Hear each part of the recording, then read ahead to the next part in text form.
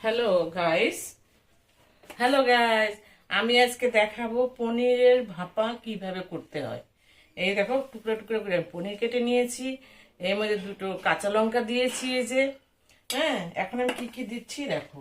এখন আমি দেবো একটুখানি হলদি। এই যে একটুখানি হলদি দেবো, বেশি দেবো না। এই যে একটুখানি হলদি দিলাম। হ্যাঁ, আর নুনটা স্বাদ অনুসারে দেবেন। আপনারা যেরকম খান সেরকম নুনটা দেবেন, ঠিক আছে? আচ্ছা, তারপরে দেব হালকা দুটো, মানে ব্যালেন্স রাখার জন্য 2-4টে চিনির দানা।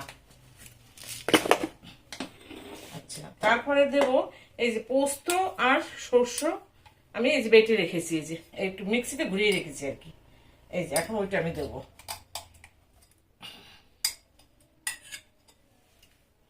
এটা দিলাম। তারপরে এমনি কোনো জল ঠল কিন্তু কিচ্ছু পড়বে না। তারপরে দেবো আমি সরষের তেল। এই যে সরষের তেল দিলাম। তারপরে এটা আমি একটু ভালো করে মিক্স করে নেব। এই দেখুন, ভালো করে একটু মিক্স করে নিলাম।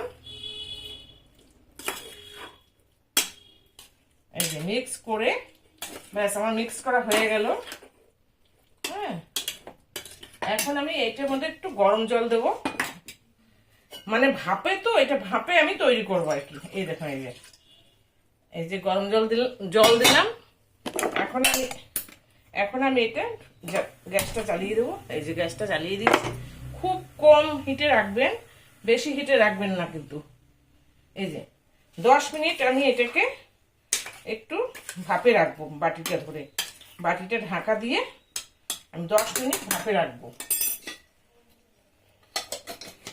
এই যে 10 মিনিট। এই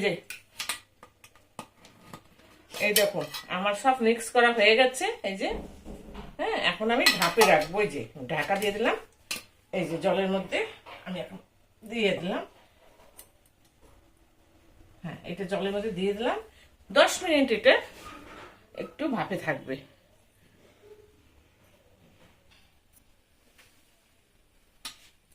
হ্যালো গাইস, এই দেখো আমার ভাপা একদম তৈরি। এই দেখো, খুব খেতে ভালো লাগে। তোমাদের যদি ভালো লাগে একটু সাবস্ক্রাইব করে দেবে, আর ফেসবুকে থেকে দেখো যদি লাইক শেয়ার করে দেবে।